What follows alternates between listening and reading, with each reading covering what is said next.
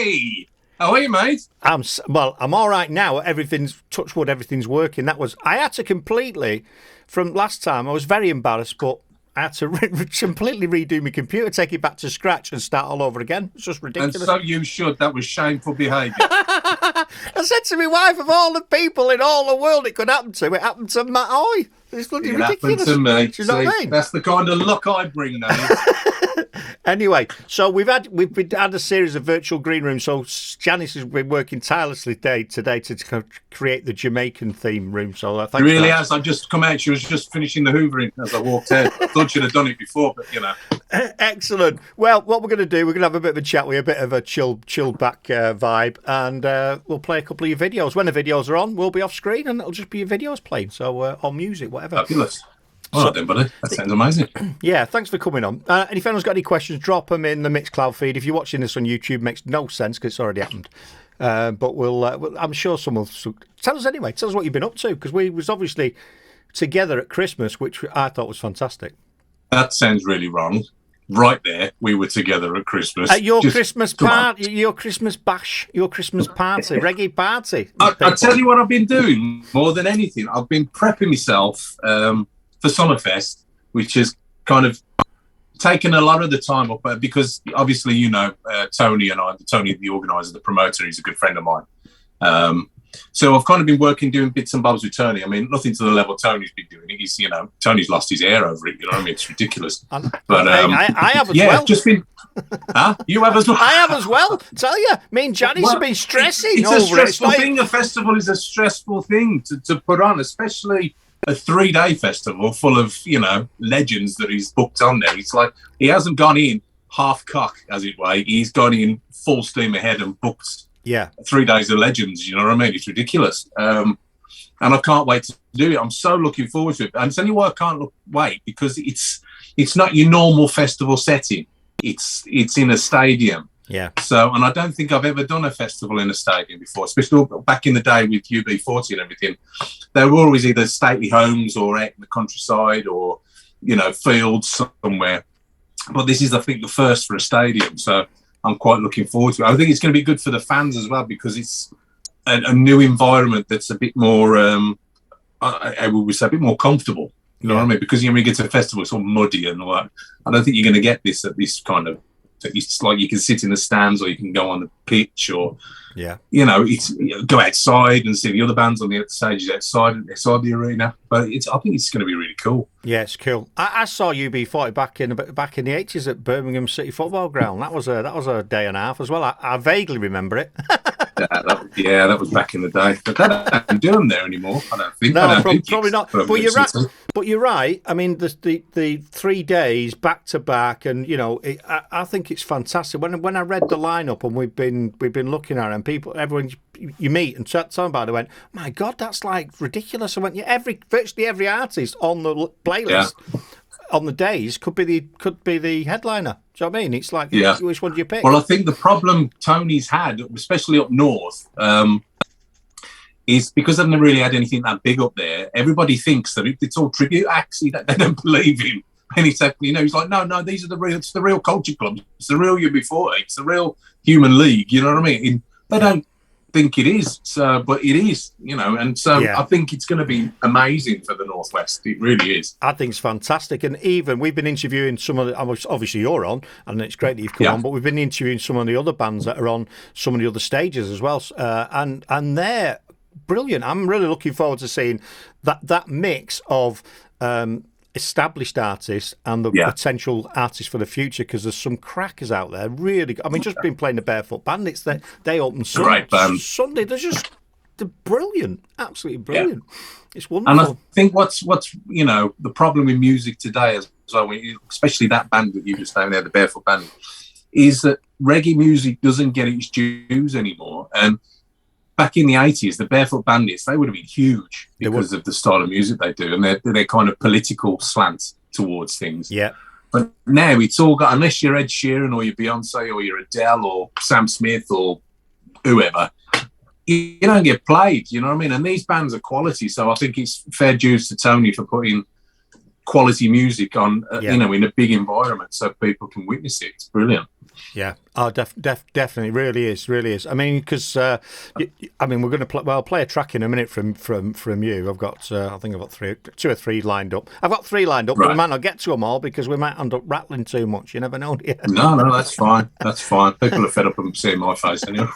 Oh no, man, it's great. I mean, we chatted about it at Christmas. There's been a big change. I think since December we've come into this year. I feel like there's been more confidence with people of going out and mixing and going to events, which is great. And that for me, your gig was great because it's one of the first times I've been out in a couple of years, and I think it really set the scene for coming into 2022. I think it was great. Yeah, I mean, for me, it wasn't a gig for me. It was just more of a get together. I just wanted people to, if they wanted to pop down, come down, have a drink, and just be with people and communicate, hug, like it used to be before we had the flip, as I call it. It is. It's like Marvel, and it's like the Avengers. So we had the blip for 2 years. But I just want people to be back to normal. I just, it's just ridiculous. All this, it's weighing so much on people's minds. And can we do this? Can I do that? Am I allowed to do this? Will somebody tell me off if I just live your life, man? Yeah, you know what I mean? It's like, a friend of this ain't no rehearsal, kid. Do you know what I mean? Just live your life, man. You're right. A friend of mine is, I think his mum was about in the late 70s, might have been early 80s, and she's, when it all kicked off, I don't know what to do. Went, do you want to sit in your house for the next 2 or 3 years, mum, and then die? Or carry on as normal? Anyway, she went, I'm carrying on as normal. And off she went. And off she went. The best thing to do. Honestly, I mean, God forbid, if my mum was still alive during this, if somebody said to me, you can't go and see your mum, it ain't happening. Yeah. It's not happening. I don't care, pandemic, whatever people think of it. If my mum is on her own, she ain't staying on her own. That's exactly. It. So, anyway, I know everybody's got their own different views on it. People know what kind of person I am, so I'll let them judge. They have. I'm going to play the video for Happy because obviously we lost Astro early on this year, which was sad, wasn't it? I mean, what? Because obviously it was awful to lose Astro. It was awful to get fired from the band, but to not be able to speak to Astro, who I got on really well with, and then find out that happened was awful. It really was awful because he was such a lovely dude. Yeah. And it's quite poignant you're playing Happy as well because Tony has just released Summerfest partnering with State of Mind, which is a charity for mental health, which they delve into health issues for like sports people and ex-veterans, army veterans and stuff. And they've gone into and he's just released it on Twitter. They're going into partnership with Summerfest. So cool. It's quite poignant you played that. And that's good. And I know you're a big advocate for mental health, and we talked about that at Christmas. So anyway, cue the VT. This is Happy from Matt Hoy featuring Astro. Good video this as well. See if you can notice any TV stars on it. We'll be right back.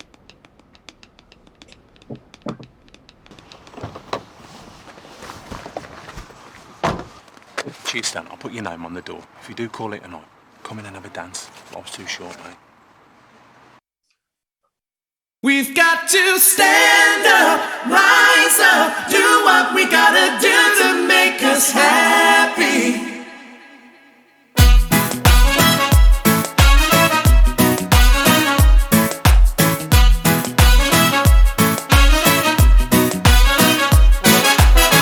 Before you turn away, before you close that door, listen to me.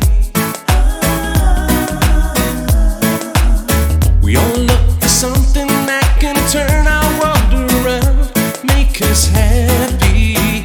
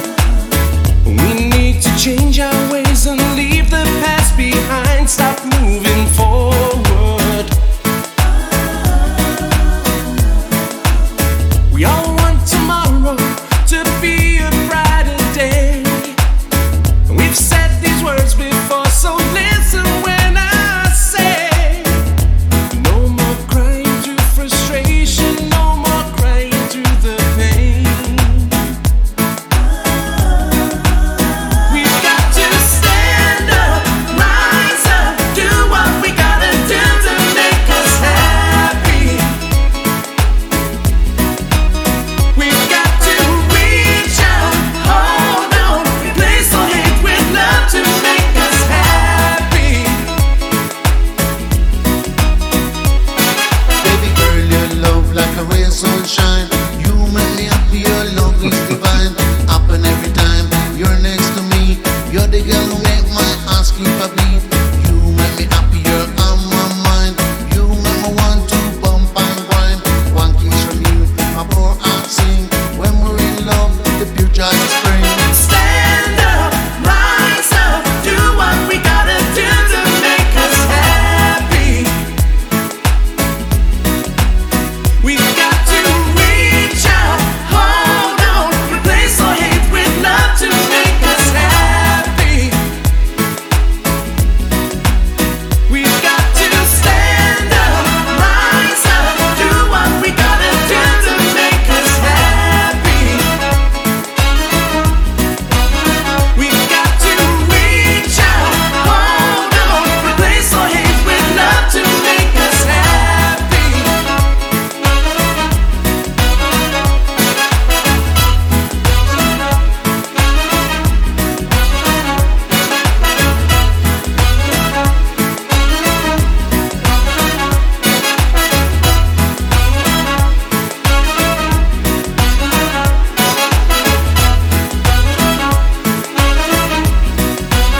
We've got to stand up, rise up, do what we gotta do to make us happy. How's that, people? What do you think of that? Awesome track, Matt. Awesome. Oh, thanks, man. Let me just bring you Thanks, back man. on screen. Yeah, there we go. I just messaged Tony and I says I'm interviewing Matt live. So he replied in his usual tone. I know. Oh, I don't want to know. It's going to be rude, isn't it? I'm on knobhead. I went, sorry, I didn't notice that. This is what you have to put up with when you know, when I start working with Northerners, this is where it goes. I love him, man. That's my kind of guy. That's my kind of. I'm in the chat. I said, I didn't see you. So never mind. Well, this is the thing, you see, because throughout my career, obviously, sometimes you get to work with a lot of lovies and a lot of people, you know. The music industry is full of so many realms of different types of people. But I'm most comfortable with two things. I'm either surrounded by women, and I don't mean women in that kind of sense. Yeah, you're I'm right. very comfortable in women's company. And also is when I'm with people that are real. Yeah. That are not fake, that are, you know, just tell it how it is. And Tony is just like 110%. Perfect. You know, Yeah. thoroughbred. He's lovely. He's a good geezer. It's the only way, because people can take things the wrong way or get confused. But at least if you know when you've been told something, you can either like it or lump it. But you know where you stand, don't you? Absolutely. And that's and I think that's why a lot of people fall out with me, because I'm very black and white. I don't mince. If I like something, I'll tell you I like it. And I'm the worst person for somebody to ask their opinion of something, because I always tell the truth. Yeah. And I fell out with a lot of people over it, because, you know, it's like, if you don't want the truth, don't ask. You know? Exactly. Yeah, I'm the same. Yeah, don't ask me any questions, because I might tell you how it is, and then you will be upset. Yeah, wonderful. Yeah, Exactly. Brilliant. Well, at least we've cleared that up. He's in the room. I can see him now. So yeah. So everyone's working behind the scenes hard, because you've done some promos up there, haven't you? At the stadium before for Summerfest. That's all. Yeah. It's been really cool. It's such a wonderful venue. It really is. You know, Tony, I mean, initially the whole festival was going to be done in Wigan. Wigan Council bottled it because they hadn't got the infrastructure to put it on, you know. So as luck would have it, Blackburn took it on and run with it. And it's such a wonderful venue. And we did the press launch, I'd say a couple of months ago now. And myself and Lee John, who's a really good friend of mine, we went up there and just done some interviews, and I sang a track and just met a few people that are going to be there, the directors and, you know, people that, you know, make it happen. Yeah. And it was lovely. It was nice to actually, because, you know, when you have a festival in mind, you know, you're going to do a show, but to actually be there and see it and make it a bit more real, you know, what it's going to look like. And it's going to be, I think it's going to be amazing. Yeah. I think it's really going to be, it's going to put the Northwest on the map, because it needs something up there like that. You know, it's going to be the Glastonbury of the Northwest. Yeah, because we've got all the Glasgow and the other, you know, the other things that go on. And you're right. There's nothing. It all seems to be down south, doesn't it? Do you know what I mean? It's just, well, I tell you what it does. It goes down south, and then it kind of misses out the Northwest and the Northeast, to be fair, and then it goes straight to Scotland. There's never anything. I know. It's up north. It's crazy. You know what I mean? Yeah, it'd be good. So, it'd be good. I think it's definitely gonna. People are gonna love it, man. I mean, what's not to love? It's just gonna be banging. I know. I can't wait. I'm really excited. I'm looking forward to it. I've got some new equipment to test, so I'm going to take virtually what I've got here, but in a mini version. So just need so you're going to do the show up there as well? Yeah, I'm going to be there. Yeah, I'm going to be there for 3 days. I'm going to be. Isn't that? I'm going to be. Dandy. I'm hoping he's going to set me up a room somewhere so I can put on my studio in it. I'm going to do interviews before, and then I'm going to be mithering people at the side of the stage, backstage, wherever. That's what's going to happen. So it's all happening. I've heard you're good at that. Oh man, yeah, I can do that. Yeah. They call you Kirk the Mither. I've heard. Yeah, mate, I tell you what, you should see some of my videos, Pound's interviews. It's comical. Anyway, have we got any questions, people, for Matt? Come on, they're all chatting in here, but no one's asking any questions. It's not good. Yeah, come on, ask a question just to be clean. Don't leave it. Yeah, be clean. Don't leave it all down to me. Eddie, or not. You don't have to be. Eddie normally asks if people have got a tour van, but I'm presuming you just rock up in your car. A tour van? No, I ain't on tour. I don't need a tour van. I know, you don't need a tour van when you tour. He asks that question every time because he's a bit of an idiot. But there you go. That's what he always asks. And your mate Dan, always asks the question. He's doing his show right now on the station. He always says, should king-size pot noodles come with a king-size sachet? I can't even say it because they come in with a regular. It's really someone that's bubbling away. You see, now you've said that now. I never even kind of give that a second thought. I know. And I'm a Bombay bad boy fanatic. Yeah. So, yeah, I think you should have a bigger sachet, to be fair with you. Or is it now? Have you tried that experiment? You know, when you go to Starbucks and you buy, or Costa, whatever, and you buy a small coffee and then you buy a medium coffee and you can get the medium coffee perfectly into the small coffee cup. Oh, man. Is pot noodle doing the same thing and doing a Jedi mind trick on you? And when you think you got a king size, you just got a bigger carton. see what you've done here. You got to be careful who you say that to. Well, you got to be, But you're right. Might I just have more air in it? Here we go. Oh, Tony's on it. God, here we go. This is one that we sometimes ask as well. It's quite good because it's interesting. Gets behind the person. The biggest disaster of a gig. What are going wrong? For me personally, it says Matt's biggest disaster of a gig. I think it's about to happen. It was when you sat with Tony and said, "Yeah, let's working with Tony. Let's do this, man." Yeah, in a few weeks. No, let me think. Listen, I've been doing this a long time. Do you know what I mean? There's a lot of gigs that I've had disasters. I remember when I first started, one of my first bands, and I was doing a gig for all the Brummies. If there's anybody listening, I used to play in a place called the Railway in Birmingham, which has been knocked down now, and Millennium Point is there.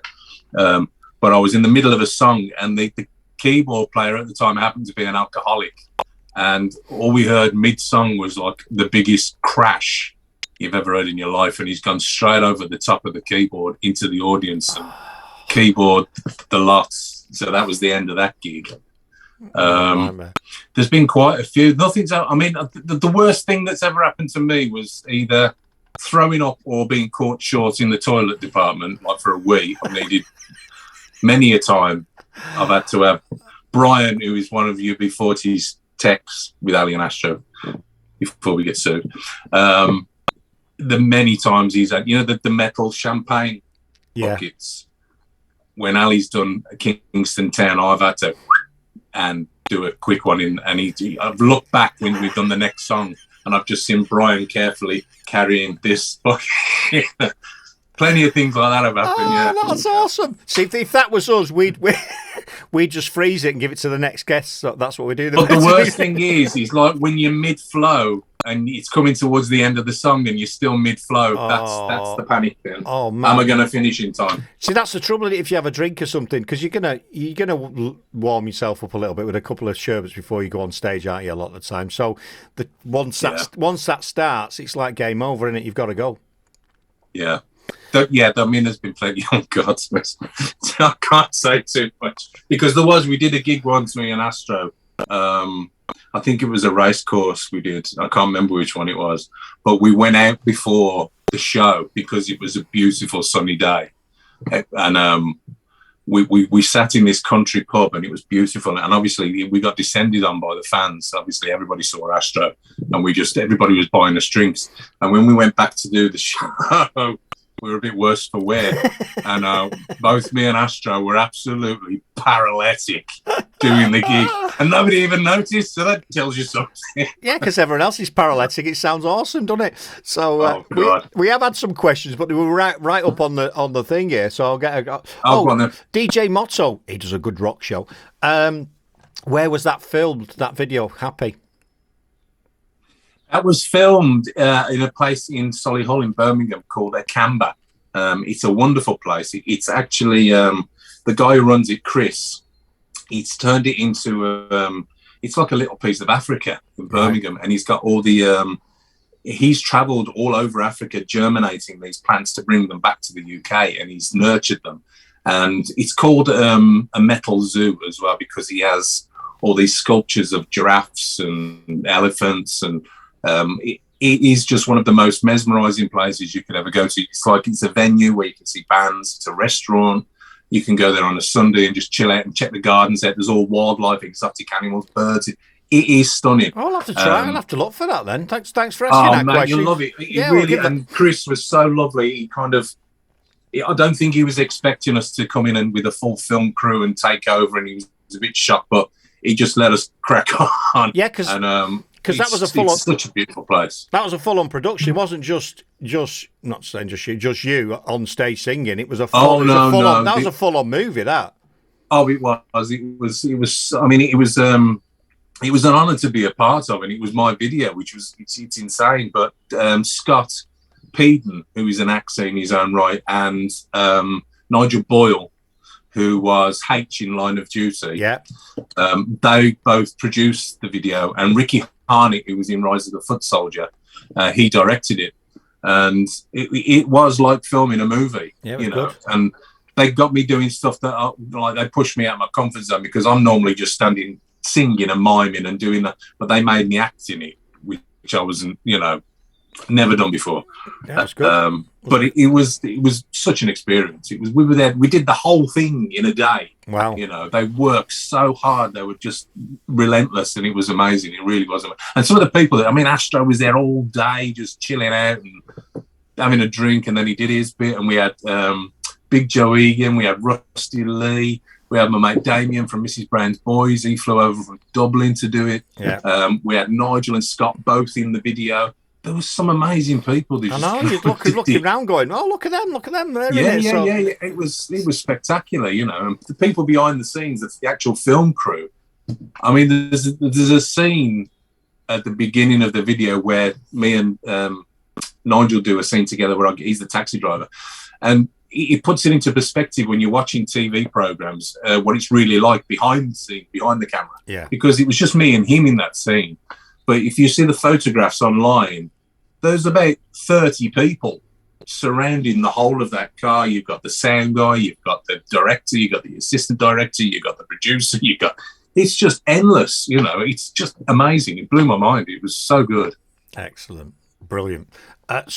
Lucas has asked a question here. If you had a choice, what year would you like to have been born to enable you to be part of that particular musical time? That's a long question, isn't it? Interesting question, that. That's a good question, isn't it? It is. I'm going to have to write that down for future. I definitely, I would have had to have been born 60s, so I could have been in a pop band in the 80s, because 80s is that's my guilty pleasure. All the people that are inspired. Obviously, George Michael's my hero, but all the bands literally that are on Summerfest, I idolise. Boy George and Culture Club are just legends. Human League, Lamar, Lee John. I mean, I've got an attachment to all of these people. I've either worked with them or they're friends now. And for me, that is like Lee John of Imagination. The first ever 7-inch single I bought was Imagination, Music and Lights. And Lee's like one of my best friends now. Wow. Lamar, I was a fan of Kajagoogoo, and I'm writing a track with Lamar now for Lamar's solo stuff. Awesome. I did backing vocals for Boy George back in the 90s, and then it's come full circle and I'm supporting him. Wow. It's just insane. You know, is. it's mental. It is. It is. So, but yeah, I mean, I would, 80s, definitely 80s. God, you got so many freaking legends. You know what I mean? The prime, Bowie and Queen, and 80s, definitely. Well, that was my era because I was born in the 60s, so the 80s was my era. So then you get that lineup, I'm going, oh my God, I can remember putting the tape, the cassette, in my first car, listening to Culture Club. Time, awesome, man! I tell you what, brilliant, and to actually be there is going to be unbelievable. You know, so it is, especially on that size stage as well. You know, with all the effects and like it should be. You know, because I don't think you get that anymore with bands anymore. That kind of when everybody in the 80s was either new romantic or they were mods, not mods, but they were. It was a thing. Music was a thing. It was a fashion. It was a sound, and it was a fashion. It was a look. It was a way of life. Music isn't like that anymore. It's too interdispersed into too many genres. Like you've got downloads and you've got your MTV, you've got your laptop, or all that shit. When you had just Top of the Pops on a Thursday, it meant something then. Yeah, I think we've said this loads of times. It's great because it's more accessible, and anyone, if they've got anything about them, could in the back bedroom, because we've interviewed artists that are in the back bedroom creating their own, putting all the music down. So it's become dead accessible for people to either enter it or access.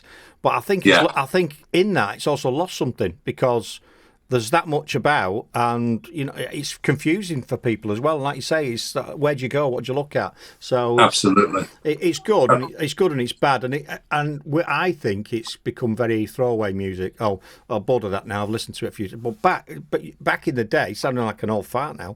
You used to. We'd wear the lines out on your tracks, and you'd be washing your records and getting the fluff in everything. It's like, well, you were more careful with your money. That's what the thing was. Yeah. Because you knew you had, I don't know, say 10 quid to spend on records. I mean, 10 quid back in the 80s was a lot of money, but you kind of went in and went, well, I'm not buying it unless I really like it or I really want to listen to it and see what they've done. Now, you can just flick through, when your Spotify and your iTunes, you can just flick through all of it, and it means nothing really. It's got, I mean, especially when you can buy stuff back in the 80s, like you buy your vinyls and you had the artwork and the actual LP itself. It just meant something. It was tangible. You were buying something that was beautiful. Yeah, you're right, and it's a shame. I've got an old suitcase full of singles from the 80s, and I used to specifically buy them early so that I could get either the picture disc. Or the cover on the single, because he stopped doing it after a while, didn't he? Just a plain thing. So great. Yeah. That was a good question, though. That was a really good question. Good question. That Eddie's asked one here, a serious one. He says, "What was Matt's first ever band that he saw live?"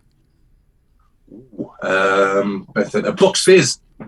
Bucks. You could have Bucks Fizz at the Winter Gardens in Margate in 1982. Oh man. Bucks Fizz, making your mind up. Yeah. Making your mind up. But they were massive back in the day, weren't they? Bucks Fizz were huge. And I recently did a charity event in Gibraltar in November, and Jay Aston was part. We were all invited, and I was still a bit starstruck. Well, he's still there, though, isn't it? It's like you talking about Imagination before and Lamar and all the rest of it. There's still, it's still there, aren't they? To people that knew. I think, sorry to interrupt you, I think what it is that, the people you grew up with. Yeah. Like, you used to watch. Like, I mean, I was a massive fan of Saturday Morning Superstore, which was like the Saturday morning thing on BBC. So, obviously, I'm doing the heritage charts on, on 365 and with Mike Reid. When I meet Mike Reid, I'm still a little bit, it's Mike Reid.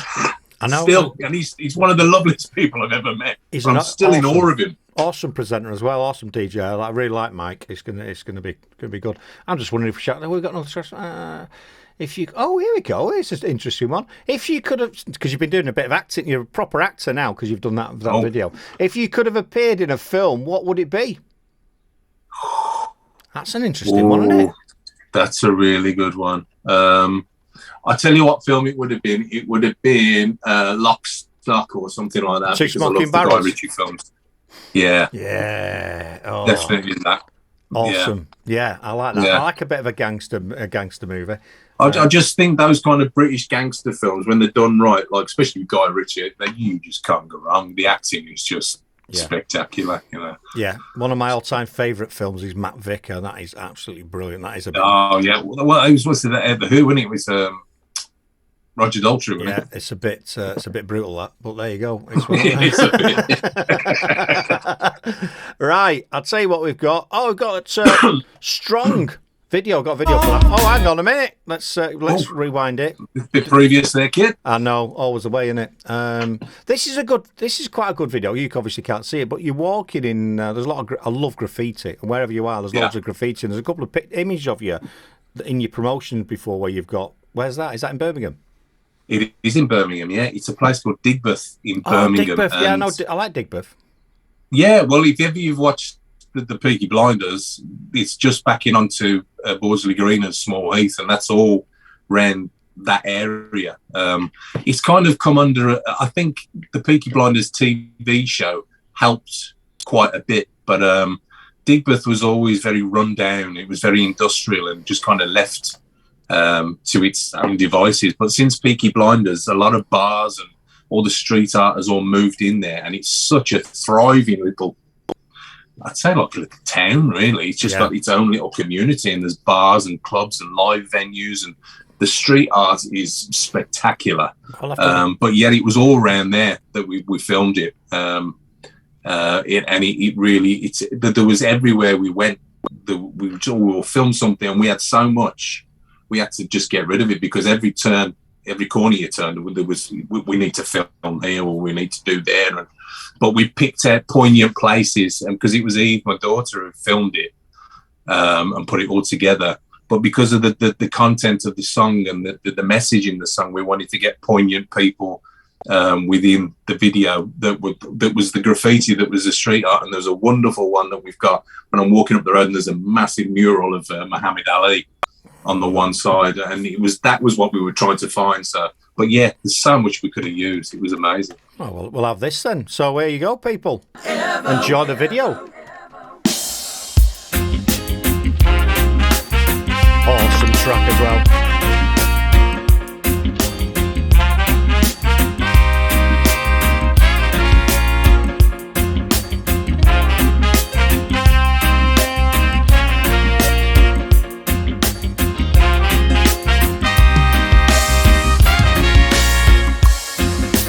We are not alone.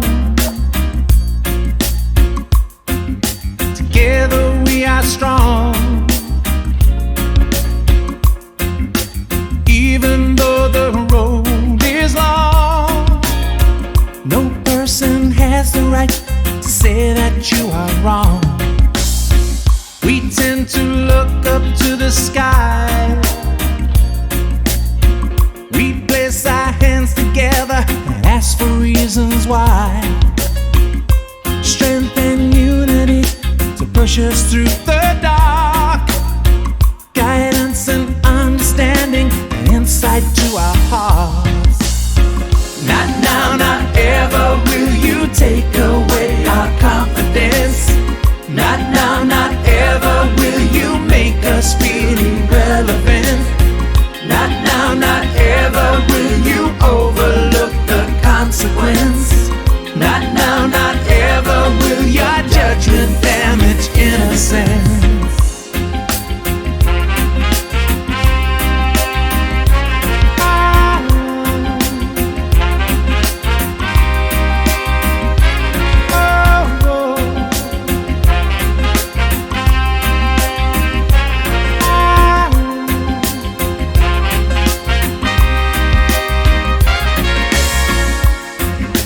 Could you make a change? Give rise and celebrate your life. Change the way you see the world today. Only you can shift the turning of the tide. We search for answers every day, exploring information and throwing it away. One day the truth will all be told. Some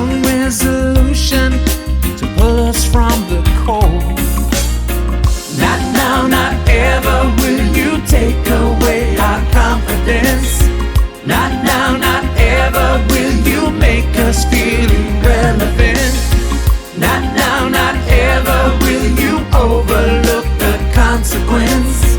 Not now, not ever will your judgment damage innocence.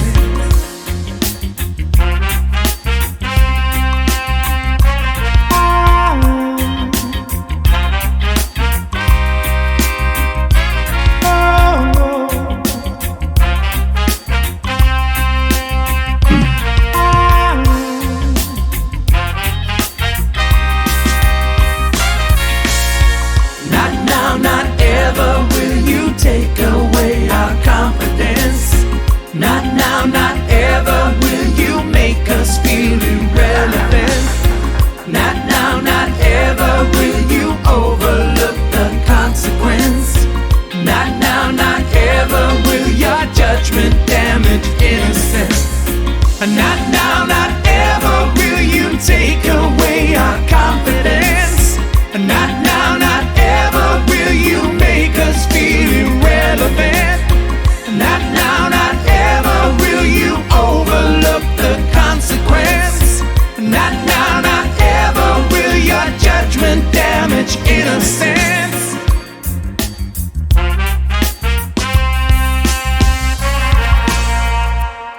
Oh my God. How good is that, people? That's an absolutely monster track, man. Love it to bits. Love it to bits. Let's bring you back on screen. That's awesome. Love it. Thanks, man. Thanks. It's yeah. I mean, I've got to give big respect to James Elevation that produced that track. He kind of, as soon as I said what I wanted that track to sound like, he did it. You know, it was amazing. And the amazing backing vocals from Patricia Lacey as well, because she is just old school. She used to be backing singer for Luther Vandross. So. Wow. As soon as you know that, you know, you're onto a winner. So, awesome. But she just nailed it, and just because I wanted it to sound like, you know, sometimes you want something to look like a smell, or vice versa, and I wanted the track to look like New York in the 70s or 60s with the Black Panther, that kind of sepia tone. Yeah. And I wanted to get that effect, so, and they nailed it. So yeah, because you've got a lot of people popping on there and lip syncing to your track and everything. So that's really cool. Really cool. Oh, there's some amazing people. Yeah. I mean, God, there's that many. I can't remember all of them, but I was honoured to have them all on there. Yeah.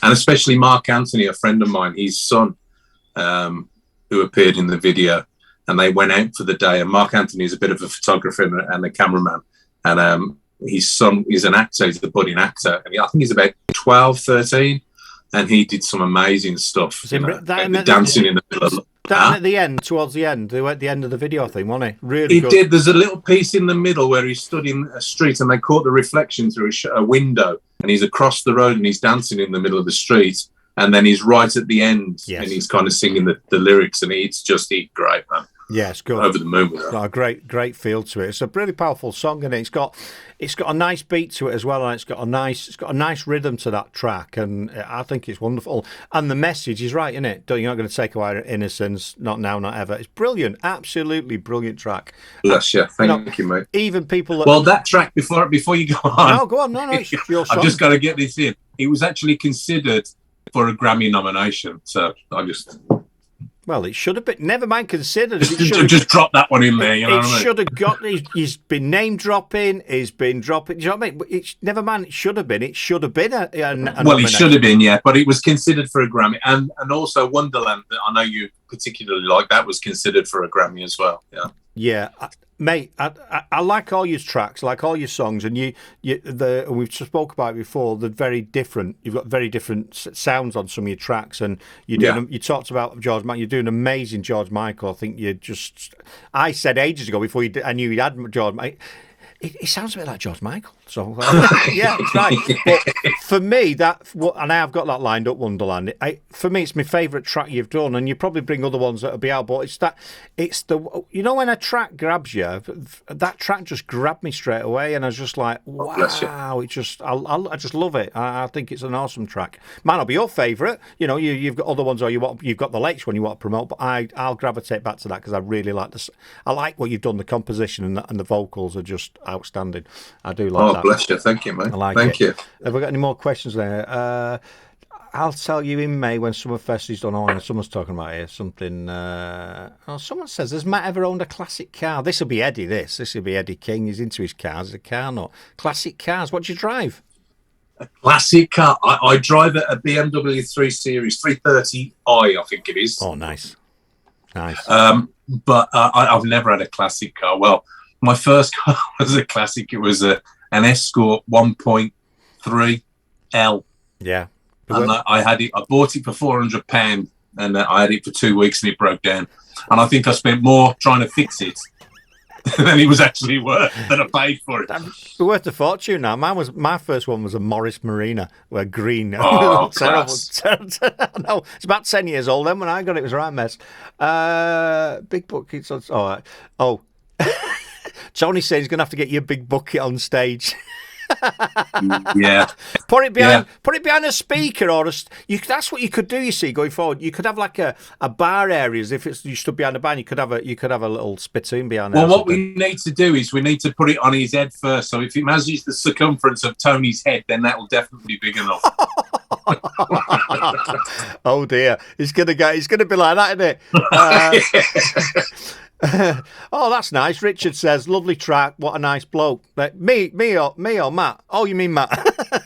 Thanks, mate. He is. Thanks, Richard. We know he's a nice bloke. And you're very generous for your time. You've been very generous with me. You've come on here and you've been stuff with Dan, and it's outstanding that, because a lot of people, oh no, we're not interested. And I think it's great that you've given your time up like you have to us. You know, we're not a massive station. We're a bit indie and what have you. And it's nice that you've spent the time with us. And so I thank you for that. Listen, mate, my mother always said to me, treat people how you want to be treated yourself. So, it's this thing, music. I think people get a bit too. This is going to sound like me trying to pick myself, but I'm not. I genuinely am not. But I love people.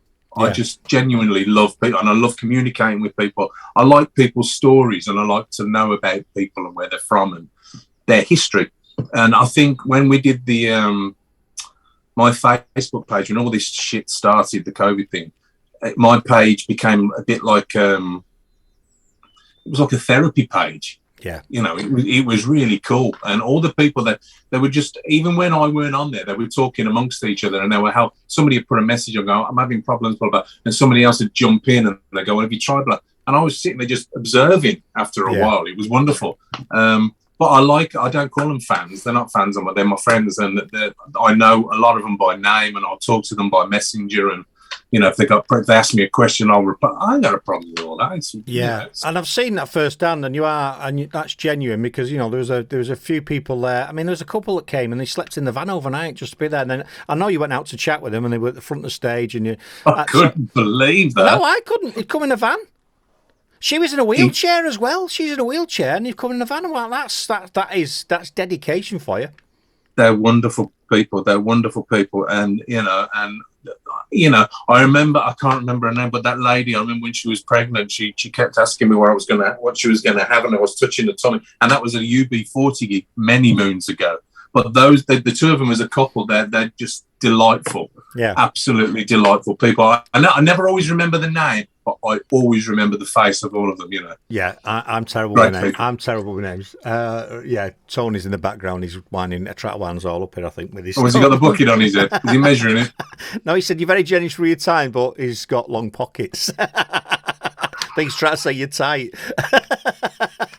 I don't think he is. So, because you've had a pretty amazing career, really. I mean, I don't know how much you want to talk about that, but obviously touring with, being with UB40 and that. I mean, it's pretty phenomenal, really, isn't it? That sort of stuff, and getting around, and you've been all over the place with them. I know you have. So. Yeah, I mean, I could never ever look back over my time with the band and moan. Especially the places I've been. I mean, they're kind of. I've done shows with those guys in places I'd never even heard of. I mean, like Solomon Islands and Papua New Guinea and Suriname and French Guiana, and that. Actually, French Guiana. That was a. I mean, have you seen the film Papillon? Yeah. With Dustin Hoffman and then I think they've just done a new one as well. But we actually did a gig in that prison. In the grounds of that prison in French Guiana, wow. Which was pretty spectacular. And our dressing room was an old cell. So it's little things like that. And we were in Suriname at the time, and we had to do it. I think it was a 2.5, 3 hour journey in a minivan to what's the river, the Amazon, and then go on a banana boat. This is the whole band on a banana boat with the gear across the Amazon from Suriname to French Guyana to do the show, and then back again after the show. And listen, when we were we were in the boat, and slowly, who was the drummer in the band, he had his elbow kind of over the side as we were going across, and the guide and the security, he said, "No, put your elbow in because there's piranhas and they'll latch you." Listen, mate, we've done some things in that band that you know, bands like I don't know, no disrespect, but Human League would never do the places that UB40. Yeah, it's a different audience, isn't it? And I mean, that is just priceless, isn't it? That for me, travelling is priceless. If anyone wants to do anything, forget education, go travelling. If you can go backpacking around somewhere and go earn a bit of cash and carry on, it's got to be the best thing for anyone to do, because I think it just enriches your soul to those experiences. You're describing them, I'm thinking, oh, wouldn't that be awesome? I mean, but you've done it. It's fantastic. Well, I think that's why I am the way I am with people, because having experienced different cultures in that way, you get to learn that money doesn't really matter and status doesn't really matter. It's about love and about communication and understanding. And that's what I love. You know, I think the British Isles are so het up on what the Beckhams are doing, or what, you know, certain people are doing on MTV or on Snapchat, or these videos that they do, TikToks and everything. Yeah. When you travel and you see these people in their own environment, and you realise that they haven't got all that, but they're as happy as Larry. Yeah. And they welcome you with open arms, no matter what race you are or what creed or background. They just want to talk to you, love you, and be with you and be around. You learn a lot from that when you travel a lot. So I think that's why I am the way I am, you know. Yeah. No. It's all about, I love people. I just love people, you know. Yeah, I do. I love them and I also hate them. Depends who they are. Do you know what I mean? I've always said that, because I've always said I love people, and I also don't, because there's a lot of people out there just want to stab you in the back and take as much as they can. And you think, oh, give us a red. But they're lessons, though. You know, they're lessons. You know, certain people, they can con you into thinking they're a certain type of person. And when they do what they do, you learn from that and you move on, you know. And next time you know the signs, you read the signs, you know. Some can fool you, but, you know the signs. Oh, yeah, you can tell. Oh, he's actually been nice. He must have had a drink. Matt is one generous guy, so there you go. Genuine guy, says Jenny. He is definitely genuine. That's what it's all about. And, when did you first get into music then? Was you back in, because some artists get back into it at school. What's the music? How did you get into it? Oh, God, I was just, from the age of around three, I used to be at my aunt's and my mum's. My mum's there, so I'll be my mum anyway. My mum used to have a Bush portable record player, and I used to play her records from the age of 3. And my aunt, she used to have one of those. Do you remember those massive wooden ones where you had the radio on one side and you had the record? She used to have one of those, and I used to play whatever. I didn't know what they were. I just used to put the records on and play them and dance. But I was always infatuated with music. So once I got to the age of like 5 and 6, and I used to watch like Swap Shop and Tiswas and Superstore and all the top of the pops, that was my life. I just wanted to be a pop star. So yeah, from them really. I love it. And you find that a lot with people when whatever they're doing, they're very good at, or they're successful at, or when they're doing what they're destined to do. You know, those stories always come out, don't they? Because I always wanted to be. I always wanted to be a presenter from being about 10, 11 year old, and thinking, well, that'd just be awesome, and putting the tracks on and listening. I know, and here we are, 40 odd years later, and I started it when I was in my 50s. And you're good at it. Thank you. I try. You are. You're a natural at it. So, you know, it's like, it was meant to be. Yeah, I think it's what I was. I think you find your path in the end. You know? It's what I was destined to do. So Martha's asked the question. She said, if you met your 18-year-old self, what would you say? I would say be a little bit more savvy with your decisions and choices. Don't be so gung-ho just to get where you think you want or need to be. Yeah, because you can make the wrong moves, can't you? Sometimes. I was so in my mind, I would have done anything to just be famous and be a pop star. That was my thing. So I think if I went back, I'd say, look, just be a bit more precious of your worth. Yeah. Because I made some stupid choices, do you know what I mean? I really did. Yeah, They kind of wasted a few years, you know what I mean? Well, I think that's probably experience, but you're right. And if you can impart that onto your kids, and obviously we try and get them to... Yeah. And then hopefully they miss that step and they'll do something else, which is crazy as well. She said, thanks for answering that. Yeah. Awesome. Absolutely wonderful, mate. Well, I can't believe how quick the time's gone. It's absolutely flown by, man. It's gone crazy, isn't it? I know, 50 minutes in. We'll play the track, Wonderland, at the end, and we'll finish off with that, and then you can go off and carry on, do what you're doing. So we've not got long before we all meet up in up north, do we? And I'm looking forward to that. Looking forward to it. So when you got into music, then did you start off was you a soloist, or did you start in a band? How did you start your career? I was so desperate to just sing in a band. I love soul music, and there was a rehearsal place called Rich Bitch in Selly Oak in Birmingham, which was not far from where I lived. And I used to go in there, and they used to have these massive what they call them, like pinboard, with all different bands that they put, like bass player wanted, drummer wanted. Yeah. So I just saw this soul band. They wanted a singer to sing, so I was so naive. So I just turned up for this rehearsal. I hadn't got a Scooby-Doo, do you know what I mean? It was like they were doing a stuff like Wilson Pickett and Otis Redding and all that kind of. And I've walked in and they've just gone, well, what are you going to sing then? And I'm, well, I don't know. What do you want me to sing? Literally, it was that blatant. They go, well, do you know, Try a Little Tenderness? And I went, no. And then what they said, well, how are we going to know whether you can sing or not? And I said, well, I don't know. I said, I'll just do it. And I literally just sang there and kind of sang vocal notes at them. And they were all just stood there going, who is this kid? And after about 5 minutes of them just sitting there looking at me going, can you just get out? I went all tight in my throat, and I couldn't breathe. And my mum said, you can't just go in there and start singing at people. You need to go and have singing lessons. So I went and had singing lessons, and I did that for about 3 to 6 months, which was amazing. And the lady, Jo Dwyer, taught me how to breathe properly and how to use my diaphragm and my throat and positioning and all that kind of stuff. And yeah, it was from then. And the proper first band I was ever in was a band called Bass Elements, and that's them there. Ironically, I've just found the picture out the other day. I don't know if you can see that. Yeah, I can see that. Yeah, that's me with the long curly hair at the back there. And the first gig I ever did, they were already established. They were together. They were playing. They were rehearsing, and they were a bit like Jamiroquai, acid jazz. Yeah, solely a mix between Wet, and acid and Jamiroquai. Right. And they just brought me in, and after being in the band for 2 weeks, they booked a gig in Rubery in Birmingham. And I'm like, hang on a minute, we've got no songs. They had all these songs that were like jams, but they got no lyrics or content or structure. And the first gig I ever did, we played for an hour, and I made the lyrics up on the night for each song. Yeah. Freestyle. It was like a baptism of fire. Freestyling on the go, on the hoop. That sounds ace, that. I love that. That's mate. It was like a baptism of fire. I bet you was crapping your pants, weren't you? Oh, don't. And then the next proper band I was in was a band called Joe Junk.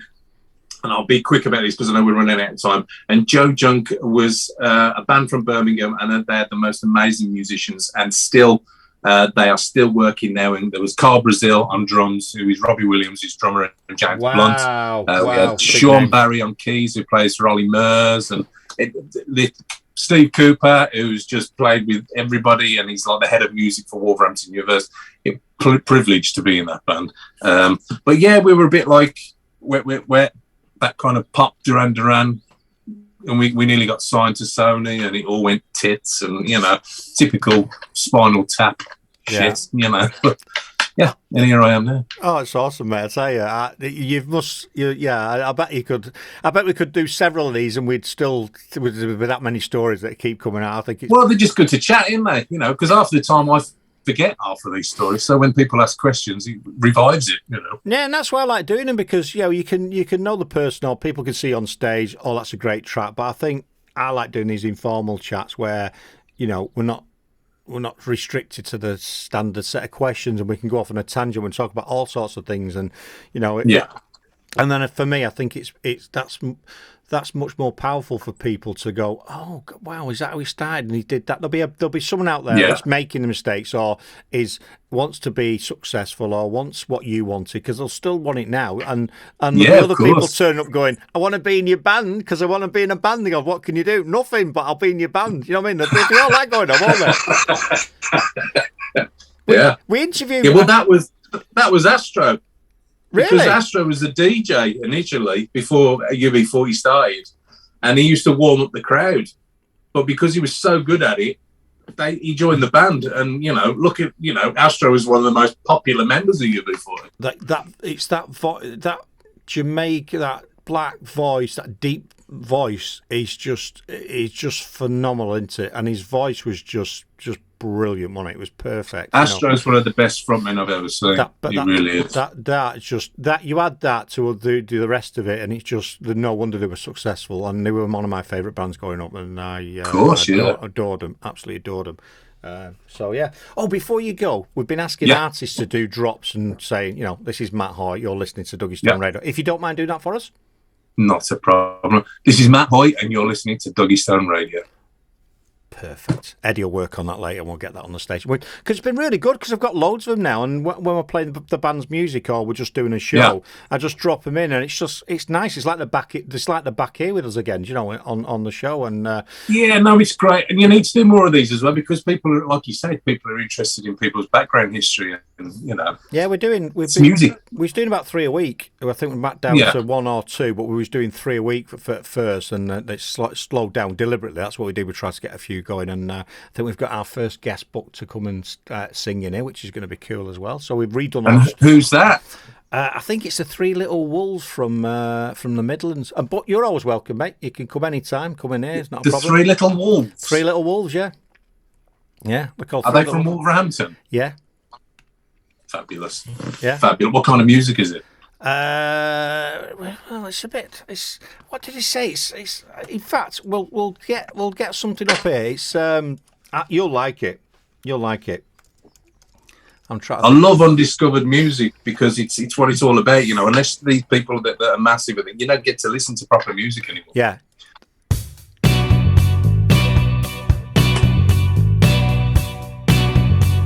So this is. I think it's their late. No, it's not their latest track.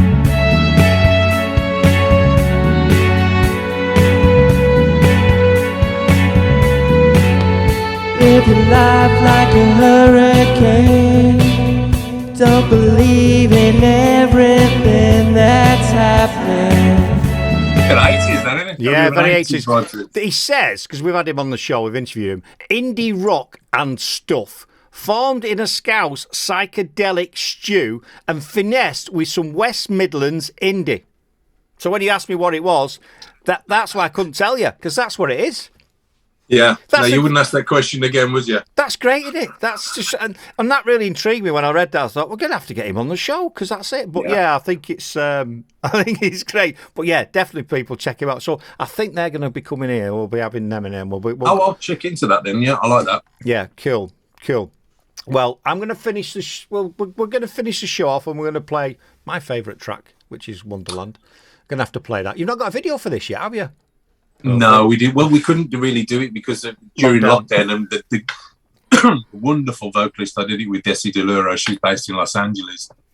So her voice is she looks good as well, doesn't she? I'm not saying that she looks the part. She sounds absolutely amazing. She does though, doesn't she? She's gorgeous. No, she does.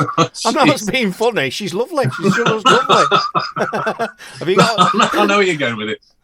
No, she's a wonderful woman. She's a phenomenal vocalist, and she, as soon as I kind of pitched to her what I wanted to achieve with Wonderland, she just went away with the track, and what she basically come back with what you hear on the track. You know what I mean? I just said this is what, because I wanted to kind of do the remember like Marvin Gaye and Dinah Ross and Roberta Flack and the duets from back in the 70s. Yeah, I wanted to do something like that. And James, who I did the album with, he said, I know you got your political trick thing going on and all that kind of stuff, but we need a baby maker. So maybe that was it. That was our excuse to do the track.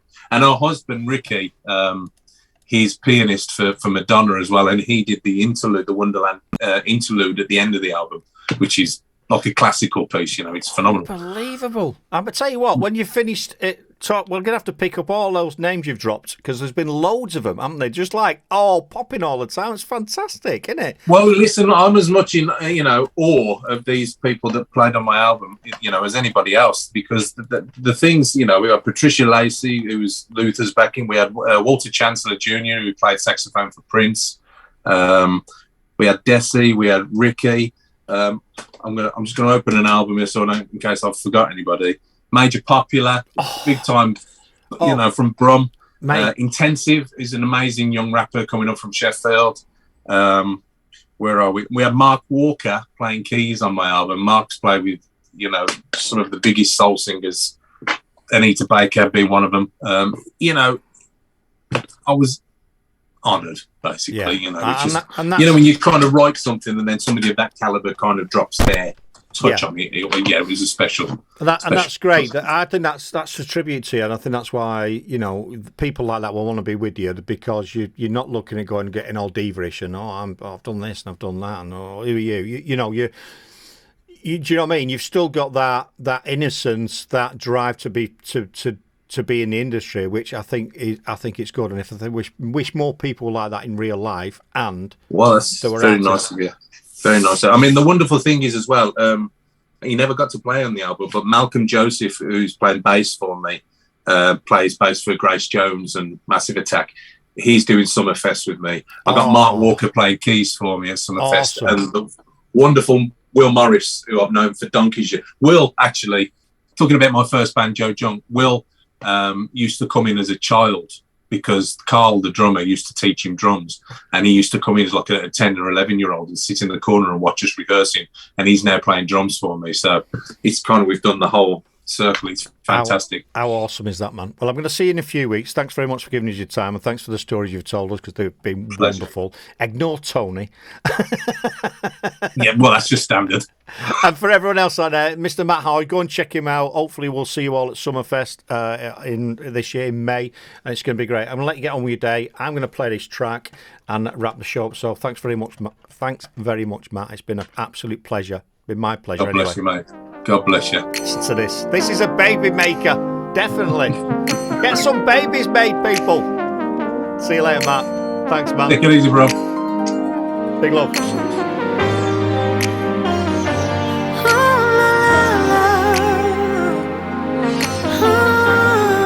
Well, people, how good was that? This is an absolutely stunning track. Closer, slower, move your body closer to mine.